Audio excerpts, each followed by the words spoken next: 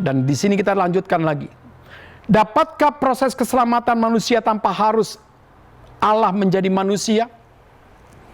Banyak orang mempertanyakan tentang mengapa Kristus bisa dikatakan dia adalah memiliki pribadi Allah daripada yang ketiga. Mengapa dia bisa mengambil natur sebagai manusia sejati dan sebagai Allah yang sejati? Bukankah keselamatan bisa nyata tanpa harus Allah menjadi manusia? Dan mengapa Allah akhirnya bisa menjadi manusia? Dan yang ketiga, jadi apa arti keselamatan dalam Yesus Kristus? Nah, di sini saudara kita akan mendalami itu. Nah, yang pertama saya akan membereskan kita, dan saya ajak untuk mempelajari dulu tentang tema yang sangat penting ini, why God became man, cur Deus homo. Karena jikalau kita tidak tuntas akan konsep ini, nanti kita tidak bisa melihat keagungan Kristus sebagai juru selamat kita satu-satunya. Jikalau kita tidak memahami ini dengan lebih dalam, dengan komprehensif, nanti kita tidak bisa melihat keindahan daripada Kristus. Bagaimana dia menjadi manusia sama seperti kita. Mengambil natur manusia sama seperti kita. Yang bisa merasakan haus, lapar, dan yang lain-lain. Nah, di sini saudara ada beberapa kelompok yang sangat keberatan dengan bagian ini. Yang pertama, hal ini tidak mungkin karena bertentangan dengan kemuliaan Allah. Karena Kristus sama dengan manusia yang hina, lahir di tempat yang hina, memiliki keluarga yang tidak kaya, bergumul dengan pekerjaan harus menjadi tukang kayu. Bagi orang-orang tertentu, ini adalah bertentangan dengan kemuliaan Tuhan. Nanti kita akan jawab. Yang kedua, bagaimana mungkin Allah yang kudus dan maha tinggi dapat menjadi manusia yang terbatas? Bagaimana Kristus mengambil natur manusia yang terbatas? Dia bisa lemah, dia bisa haus, dia bisa lapar, dan lain-lain. Sedangkan kalau dia dikatakan dia Allah, kenapa dia tidak memainkan natur itu? Kenapa dia juga memainkan natur daripada manusia? Ini sangat tidak mungkin. Yang ketiga, penjelmaan Allah menjadi manusia merupakan penghinaan dan pencemaran daripada esensi Allah yang adalah roh adanya. Jadi ada kelompok yang mengatakan Allah itu Allah yang esa. Allah yang esa adalah Allah yang roh.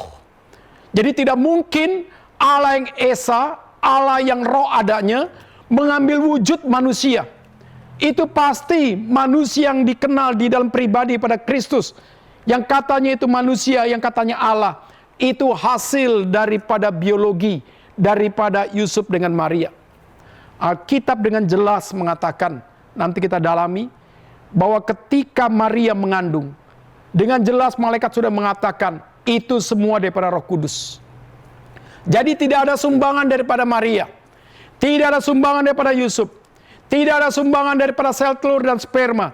Semuanya karya daripada Allah Tritunggal itu sendiri. Nah, jawaban kita, saudara, untuk ketiga bagian ini, tolong diperhatikan. Penjelmaan Allah menjadi manusia justru sesuai dengan kemuliaan Allah. Bahkan sebagai satu-satunya jalan bagi manusia untuk kembali kepada Tuhan. Nah, saya mengajak kepada kita melihat dulu dasar Alkitab daripada Yohanes 1 ayat yang ke-14. Yohanes 1:14 saya ingin bacakan bagi kita semua. Firman telah menjadi manusia. Jadi why God becoming. Dan diam di antara kita. Dan kita telah melihat kemuliaannya, yaitu kemuliaan yang diberikan kepadanya sebagai anak tunggal Bapa, penuh kasih karunia dan kebenaran. Jadi penuh dengan kasih karunia dan kebenaran. Ya. Garis bawah itu semua. Yohanes 14 ayat yang ke-6. Kata Yesus kepadanya, Akulah jalan dan kebenaran dan hidup. Tidak ada seorang pun yang datang kepada Bapa kalau tidak melalui aku. Aku adalah jalan.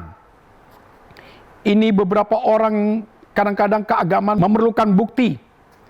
Minta evidensia truth dulu. Tuhan katakan, aku jalan. Ada orang ingin minta kepuasan secara rasio. Tuhan katakan, aku adalah kebenaran. Ya. Jadi Tuhan menjadi sumber kepuasan bisa secara nilai daripada perasaan emosi, minta bukti. Tuhan bisa memuaskan melalui seluruh pengajarannya yang bisa melampaui daripada hal-hal daripada manusia, yaitu kebenaran. Tuhan bisa beri daripada aletheia itu, daripada diakosune itu, dari logos itu sendiri. Tetapi saudara, agama tidak cukup hanya memberikan bukti. Agama tidak cukup hanya memuaskan rasio. Tetapi agama harus bisa memberikan aspek nilai hidup. Nah, di sini Tuhan katakan itu. Dan Kisah 4 ayat 12. Tadi kita sudah belajar bahwa di bawah kolong langit ini tidak ada nama lain yang menyelamatkan kecuali nama Yesus Kristus. Ya. Dan kita dalami. Jadi mengapa demikian? Saya ingin menjawab keberatan-keberatan daripada beberapa orang dalam konteks ini. Pertama, karena kemuliaan Allah tidak terbatas atau dapat dibatasi oleh ciptaannya dan kondisi dunia yang sudah tercemar karena dosa. Jadi saudara, ada orang berpikir Allah itu suci kalau dia hadir di dunia yang penuh dengan kecemaran, yang penuh dengan kejahatan, yang penuh dengan intrik-intrik hal yang bersifat menyesatkan, berarti Allah itu kehilangan kemuliaan. Nah, di sini jawabannya tidak, saudara. Kemuliaan Allah itu ada pada dirinya. Allah yang mencipta dunia dalam nilai kemuliaan. Dan dunia jatuh dalam dosa. Dan Allah masih menopang daripada dunia dalam nilai daripada hakikat dia sebagai pencipta. Jadi ketika Allah masuk di dalam waktu dan Allah mengambil rupa natur manusia sama dengan kita, itu tidak mengurangi kemuliaan Tuhan. Juga tidak menambah kemuliaan Tuhan. Dan juga tidak mengalami kontaminasi antara natur daripada pribadi Kristus. Dia Allah 100% dengan dia manusia 100%. Itu tidak tercampur, tidak ada kontaminasi, tidak ada hal-hal yang bersifat akhirnya menjadi sesuatu yang tidak jelas. Ya. Semuanya itu jelas, saudara. Dan di Alkitab tadi kita baca bahwa justru Allah menjadi manusia, mengambil natur manusia, 100% Allah, 100% manusia, nyata kemuliaan Tuhan. Dan kemuliaan itu bukan berkaitan dengan harta. Kemuliaan itu bukan berkaitan dengan tata. Kemuliaan itu bukan berkaitan dengan kepopuleran. Kemuliaan itu nyata melalui kasih karunia yang dimiliki oleh Kristus. Dan kemuliaan itu nyata melalui kebenaran logos daripada Yesus itu sendiri. Ya. Dan yang kedua, kemuliaan Allah ada pada dirinya. Jadi artinya saudara tidak akan terkontaminasi oleh situasi kondisi yang baru. Dan kemuliaan Allah itu ada pada dirinya, tidak mungkin bisa dihancurkan oleh setiap kekuatan militer, ekonomi, agama, atau apapun juga. Jadi ada pada dirinya. Dan nyata dalam manusia Yesus Kristus sebagai gambar Allah yang sejati. Tadi sudah kita baca Yohanes 1:14 dan Filipi 2 ayat 6 dan 7. Bagaimana di situ dikatakan Allah itu mengambil rupa manusia. Sama dengan kita, kenosis, mengosongkan diri. Untuk apa? Untuk dia mengerjakan misi keselamatan bagi kita. Untuk dia menjadi penebus bagi kita. Jadi di sini saudara kita belajar, ternyata Allah yang Maha Kuasa, Allah yang Maha Hadir, Allah yang Maha Tahu, di dalam kemahakuasaannya, dia masuk dalam dunia sementara. Di dalam dunia sementara itu saudara, dia tidak bisa berbuat dosa. Jadi kalau orang bisa bertanya misalnya kepada kita semua, Allah mengambil rupa manusia, natur manusia. Apakah kemanusiaan Kristus sama dengan kita? Sama. Apakah natur Kristus dengan kita sama? Sama.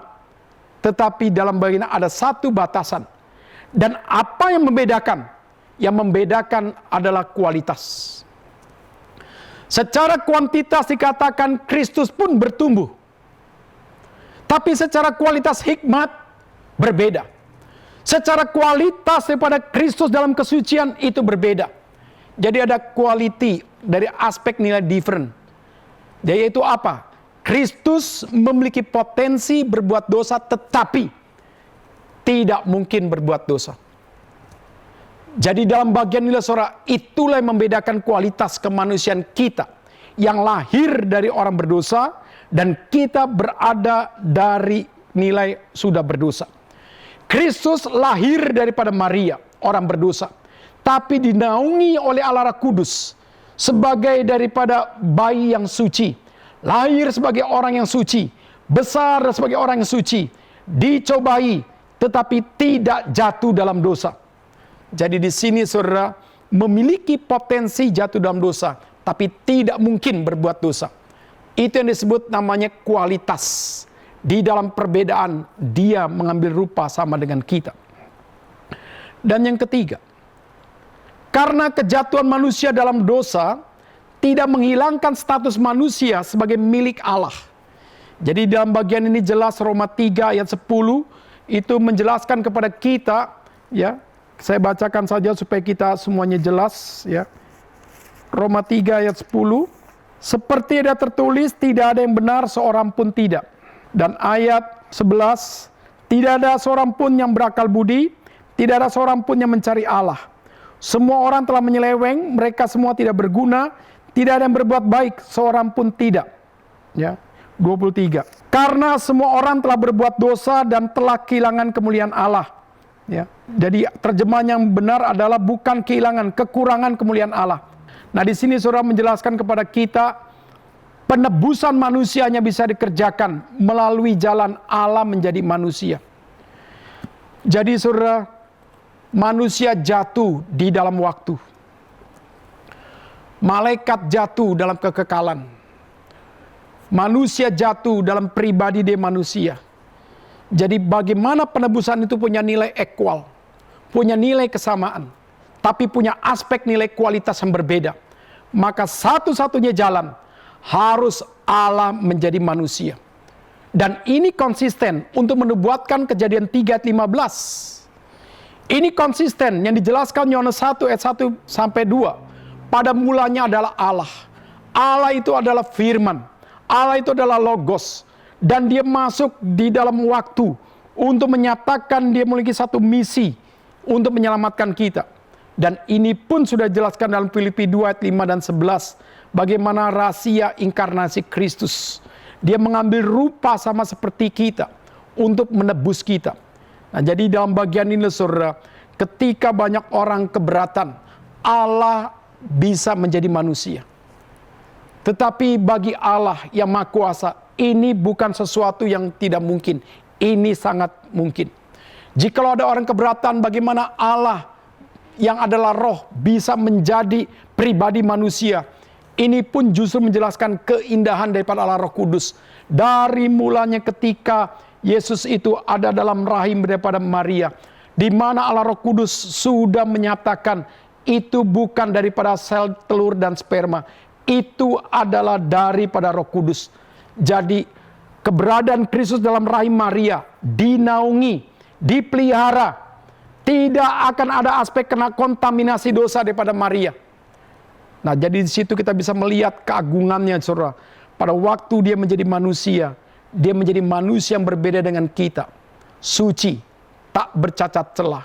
Dan dia menjalankan kesempurnaan ketaatan kepada Tuhan dengan penuh kesempurnaan. Maka jawaban saya yang keempat, hanya melalui Kristus menjadi manusia, penebusan dosa manusia dan pelunasan dosa-dosa manusia dapat diselesaikan. Jadi disinilah saudara kita melihat ada konsep redemption by substitution. Jadi Galatia 3 ayat 13. Kristus telah menebus kita dari kutuk hukum Taurat, dengan jalan menjadi kutuk karena kita. Sebab ada tertulis, terkutuklah orang yang digantung pada kayu salib. Ya. Jadi Kristus rela menjadi manusia. Dan dia rela dalam pengorbanannya, melalui penderitaannya, melalui kematiannya, untuk meredam, untuk menanggung seluruh hukuman Allah yang harusnya diberikan kepada kita. Tapi Tuhan jalankan itu semua karena sifatnya ada aspek pengganti.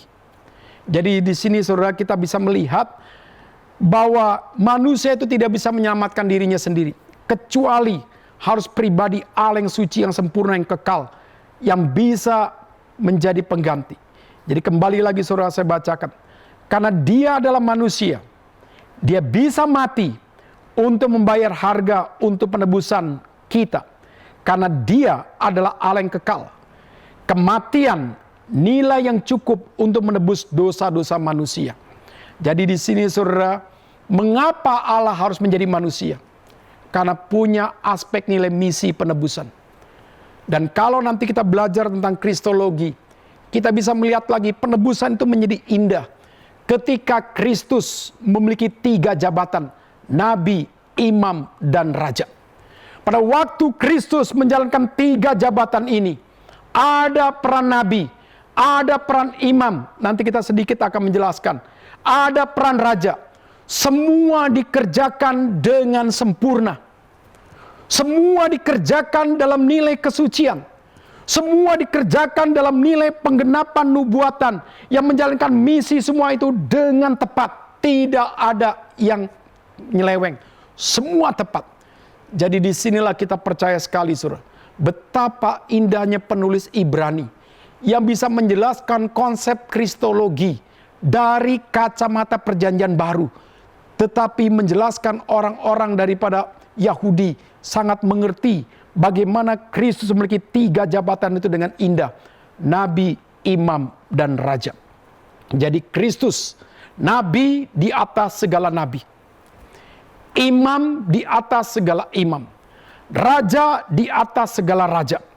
Itulah jabatan yang indah. Dan hari ini kita tidak membahas ya. Nanti mungkin Pak Tony akan membahas akan 3 jabatan dalam nilai pribadi Kristus. Itu dibahas dalam konsep kristologi. Nah di situ kita akan melihat lebih dalam lagi, lebih indah lagi saudara. Karena semua dikerjakan dengan sempurna yang membuktikan dia adalah Allah. Jadi jangan mengatakan Kristus itu hanya manusia saja. Tidak. Dia 100% Allah, dia 100% adalah manusia. Jadi kematiannya cukup untuk menebus dosa-dosa manusia. Karena dosa ada hukuman, yaitu maut. Jadi maut harus dinyatakan melalui pribadi Kristus. Jadi Bapak Saudara, ini jelas banyak orang keberatan. Dan saya tambah lagi jawabannya saudara, untuk yang tadi keberatan. Karena Kristus adalah anak Allah. Hidupnya tidak pernah memiliki awal dan akhir. Jadi bagaimana mungkin dia adalah Allah yang membatasi diri dalam ruang dan waktu? Bukankah Kristus itu punya awal, rahim, Maria, dan dia punya nilai akhir di Bukit Golgota? Jawabannya tidak. Kristus adalah anak Allah. Walaupun Allah itu adalah roh adanya. Untuk nilai penebusan harus Allah menjadi manusia sama dengan kita. Jadi di sini kita bisa melihat Kristus adalah anak Allah. Hidupnya tidak pernah memiliki awal dan akhir. Kalau kita melihat pada waktu diinkarnasi ada awal dan akhir. Karena sifatnya adalah di ruang waktu yang terbatas. Ada dunia kronos. Tetapi kalau kita lihat pribadi Kristus adalah Allah, justru untuk menerobos dunia yang bersifat kronos ini untuk mendapatkan kairos. Jadi penebusan tanpa nilai kekekalan itu terbatas adanya. Tapi penebusan yang punya aspek kekekalan, yang membawa kita ke surga, itulah penebusan sejati. Oleh karena itulah Allah harus menjadi manusia. Jadi jauh sebelum ia datang ke dunia sebagai manusia atau inkarnasi, anak Allah sudah ada sebagai Allah. Saya ulangi, ya. Jauh sebelum ia datang ke dunia sebagai manusia, inkarnasi, ya. Anak Allah sudah ada sebagai Allah, ya. Jadi saudara jangan bilang Kristus menjadi Allah setelah dia hadir di dunia. Tidak. Allah Bapa, Allah Anak, Allah Roh Kudus. 3 pribadi Allah Tritunggal. Sudah ada dalam nilai penciptaan. Mari kita mencipta manusia menurut gambar dan rupa kita. Jadi sudah ada, saudara. Jadi jangan berkata bahwa Allah pribadi daripada yang kedua itu, yaitu Yesus Kristus, Allah pribadi yang ketiga, Allah Roh Kudus, itu ada dalam satu proses waktu. Tidak. Ada dalam nilai kekekalan. Pribadi Allah Bapa, pribadi Allah Anak, pribadi Allah Roh Kudus. Jadi Kristus pribadi Allah yang kedua. Walaupun dia menjadi manusia, baru kita tahu, baru kita baca, bukan berarti sifat kealahan itu diberi ketika dia menjadi manusia yang sempurna, manusia yang agung. Jadi perlu diberi. Jawabannya tidak. Jadi kalau itu diberi, itu namanya seperti sesuatu homoi. Jawabannya, saudara, dia adalah sifat daripada kealahannya.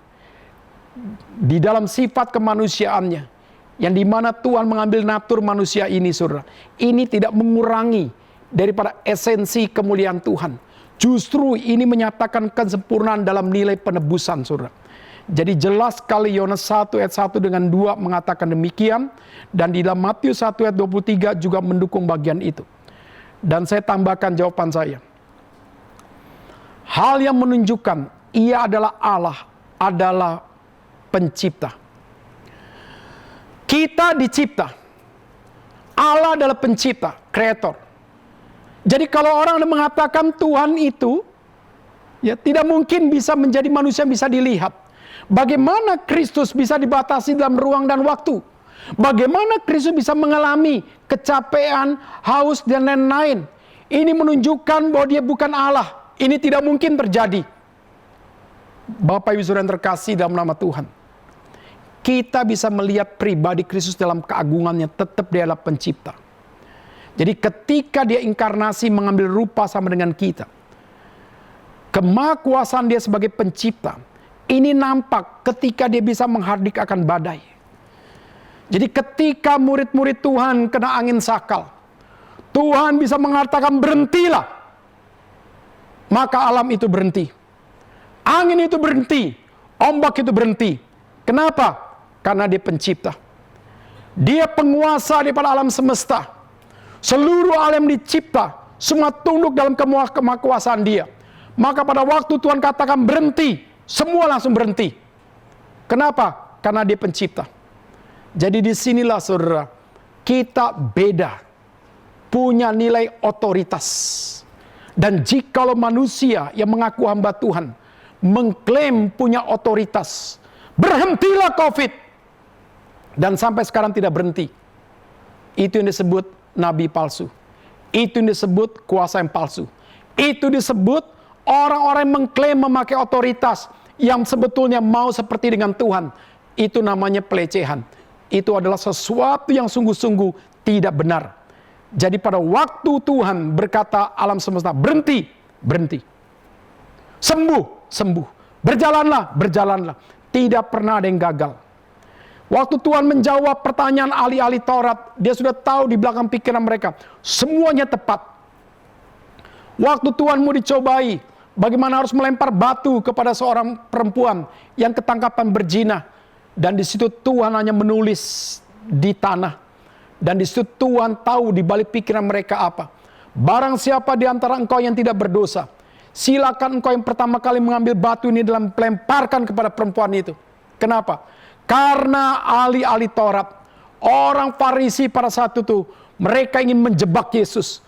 Mereka merasa mereka sudah pakai jubah alim ulama. Mereka sudah pakai jubah keagamaan. Mereka sudah pakai jubah sebagai orang yang paling penting. Mereka orang suci. Kesucian bukan dilihat pada jubah agama yang bersifat gamis.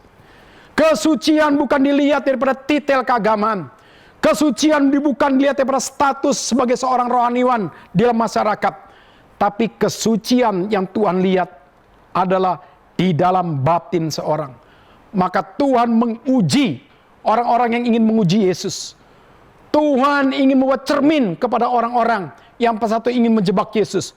Sehingga pada waktu Tuhan bisa menjawab dengan jitu bagian ini, saudara, itu menjelaskan kepada kita, dia sungguh pribadi Allah 100%. Dia Allah yang maha tahu, dia Allah yang maha hadir, dia Allah yang maha kuasa.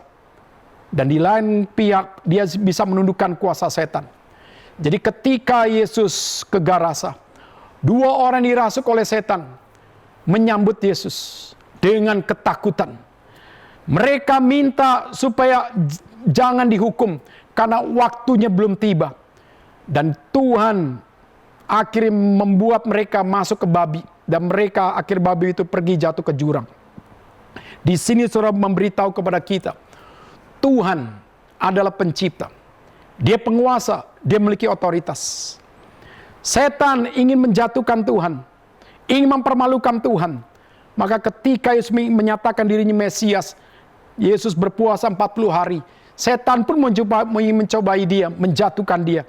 Tuhan menjawabnya semua dengan firman. Semua dijawab oleh firman. Akhirnya setan semua dihardik oleh Tuhan. Jadi saudara, dalam bagian inilah saudara, ini sangat menjelaskan kepada kita, dia bukan pribadi manusia biasa. Dan ditambah lagi, selama ia menjadi manusia, ia kudus. Jadi kalau ada film yang menyatakan Maria dengan Yesus itu sangat dekat, Magdalena. Maria Magdalena dengan Yesus itu punya hubungan spesial karena bergembira-gembira, nari-nari. Seolah-olah hubungan mereka itu punya anak, bla bla bla bla. Itu penyesatan, itu tidak benar. Alkitab dengan jelas mengatakan, ia sama seperti kita, namun tidak berbuat dosa. Ia mati, namun kematian tidak mengikat dia. Ia mati, kematian tidak mematikan seluruh nilai daripada kekuasaan dia. Alkitab dengan jelas mengatakan dia bangkit pada hari yang ketiga. Jadi ini menjelaskan kepada kita, mengapa Allah harus menjadi manusia untuk menebus kita, untuk mendamaikan kita, untuk menyelamatkan kita. Karena seluruh nilai penebusan harus di mana Allah mengambil rupa sama dengan kita manusia. Cuman bedanya yang tadi saya katakan, kualitas kemanusiaan Kristus suci adanya, sempurna adanya, tidak ada cacat celah. Dan yang paling penting, seluruh ketaatan dia kepada kehendak Tuhan dikerjakan dengan sempurna, beda dengan Adam. Nah, jadi dalam bagian ini saudara, saya harap di sini kita jelas saudara. Dan saya tambah lagi, kenapa dia harus menjadi pengantara? Kristus adalah pengantara untuk manusia menjadi yang seturut dengan Tuhan. Jadi kalau Allah menjadi manusia, karena kemanusiaan Kristus, di dalam kealahan dia harus menjadi pengantara, karena manusia setelah jatuh dalam dosa, dia adalah musuh Tuhan. Yesaya 59 tadi sudah kita baca ayat 1 dengan 2. Jadi ada pemisah antara kita manusia berdosa dengan Allah yang suci. Sehingga kita seolah-olah menjadi orang beragama. Kita berdoa, terus ternyata tidak dijawab Tuhan. Kita berpuasa, ingin meminta pimpinan Tuhan, tidak ngerti pimpinan Tuhan. Kenapa saudara? Karena usaha agama, usaha pikiran, usaha moralitas, usaha apapun, tidak ada yang bisa menjembatani Allah yang suci dan kita manusia berdosa. Jadi Kristus memainkan peran, dia adalah imam di atas segala imam. Jadi Kristus adalah pengantara antara Allah yang kudus dan manusia yang berdosa. Karena dia adalah Allah sekaligus manusia. Nah, ini yang paling sulit orang mengerti secara rasio. Mana mungkin keselamatan dalam Kristus? Kristus itu manusia biasa. Dia lahir daripada rahim manusia, sama seperti kita. Bagaimana mungkin Allah bisa menjadi bayi? Tidak mungkin. Lebih cerita, lebih indah Melkisedek. Kita bisa baca, tidak ada awal, tidak ada akhir, tiba-tiba tampil. Maka ketika Tuhan berperan, dia adalah imam di atas segala imam. Maka prototipe daripada keadaan Kristus di perjanjian lama, imam itu diwakili oleh Melkisedek. Tidak ada awal, tidak ada akhir. Jadi dalam bagian inilah saudara, dia adalah Allah sekaligus manusia. Jadi hanya Yesus Kristus yang dapat menjadi pengantara kita. Dan hanya Yesus Kristus yang satu-satunya yang dapat membersihkan dosa-dosa kita untuk dapat diterima Allah. Di sini saudara, dosa kita dihapuskan. Dosa kita dibersihkan oleh darah Yesus Kristus. konteks perjanjian lama, ada korban bakaran penghapusan dosa. Harus melalui korban, binatang yang dikorbankan, ada darah disucikan. Kristus adalah domba Paskah yang harus juga mencurahkan darahnya di Bukit Golgota. Untuk apa? Untuk menyelamatkan kita orang berdosa. Kasih Tuhan yang ajaib justru nyata ketika dia menderita di kayu salib. Kuasa Tuhan yang ajaib justru nyata dalam peristiwa kayu salib, dia tidak berbuat dosa. Keagungan Tuhan itu nyata melalui pada waktu dia rela dalam penderitaan di kayu salib. Dia tidak keluar satu reaksi, pikiran, emosi yang punya cacat celah. Dia diam, menunjukkan satu ketaatan dalam kerelaan. Dia diam hanya untuk menunjukkan betapa dia sangat mengasihi orang-orang berdosa. Dan pada waktu Tuhan berkata-kata 7 perkataan salib, disitulah kita bisa melihat dia adalah pribadi yang berbeda. Jadi di sini saudara, setiap orang banyak yang tidak mengerti bagaimana Allah kok bisa disiksa, bagaimana Allah kok bisa mengalami penderitaan, bagaimana kok Allah bisa mati.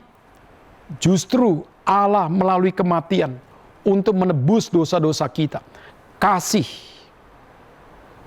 keagungan Kristus, kemuliaan Kristus, justru itu nampaknya melalui peristiwa di kayu salib.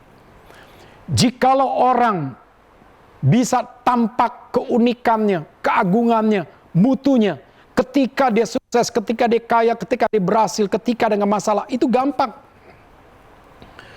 Pengujian yang paling berat pribadi manusia, coba mengalami penyalipan seperti Kristus. Setiap kita, saudara, seharusnya mengalami satu hukuman seperti itu. Dosa-dosa yang ditanggungkan kepada Kristus, pecutan-pecutan diberikan kepada Kristus, itu untuk kita. Kaki dia dipaku, tangan dia dipaku, mahkota duri yang ditaruh kepalanya. Semua penyiksaan itu harusnya diberikan kepada kita. Tetapi oleh karena kasih Tuhan, dia menanggung itu semua. Nah, di sini maka kita kembali saudara belajar. Kenapa Allah menjadi manusia? Dan kenapa Kristus bisa menyelamatkan kita? Karena hanya Yesus Kristus yang dapat menanggung murka Allah. Keadilan Allah bertemu dengan kasih Tuhan di kayu salib. Ada aspek vertikal, ada aspek daripada horizontal. Sehingga Allah akhirnya tidak lagi murka kepada kita. Kenapa? Karena seluruh kemurkaan Tuhan dipuaskan dalam kerelaan, penderitaan, dan kematian Kristus di kayu salib. Mari kita baca 1 Timotius 2 ayat 5-6. Karena Allah itu Esa, dan Esa pula dia menjadi pengantara antara Allah dan manusia. Yaitu apa? Manusia Kristus Yesus. Ya. Jadi Allah itu tetap Esa. Allah Bapa, Allah Anak, Allah Roh Kudus. Roh Bapa, Roh Anak, Roh Kudus itu satu Esa. Tapi ketika harus menebus kita, dia harus mengambil natur manusia. Keenam, yang telah menyerahkan dirinya sebagai tebusan bagi semua manusia. Itu kesaksian pada waktu yang ditentukan. Ya. Jadi itu kesaksian untuk yang ditentukan. Jadi kehadiran Tuhan di dunia, semua ada dalam waktu yang sifatnya itulah kedaulatan Tuhan. Jadi Bapak Saudara, ini jelas sekali. Rahasia inkarnasi justru menunjukkan kepada kita rahasia daripada waktu Tuhan, kedaulatan Tuhan untuk keselamatan bagi kita semua. Dan kita sekarang baru masuk ke dalam perjanjian baru. Jadi kalau kita sudah mengerti why God became man, mengapa Allah menjadi manusia, kita jelas masuk pengajaran perjanjian baru. Kata keselamatan memakai kata soteria, yaitu keselamatan untuk jiwa kita. Keselamatan supaya kita tidak mati di dalam dosa. Tapi kita boleh mati, tapi matinya kita di dalam Yesus Kristus yang sudah mengalahkan kematian itu sendiri. Jadi saudara, setiap kita tidak boleh takut dengan kematian. Tapi bukan berarti kita mencobai kematian. Kita bermain-main dengan COVID-19. Kita dengan sengaja pergi ke tempat kerumunan orang. Kita dengan sengaja menganggap diri kita sebagai orang rohaniawan yang hebat. Maka kita tidak perlu pakai masker dan segala sesuatu.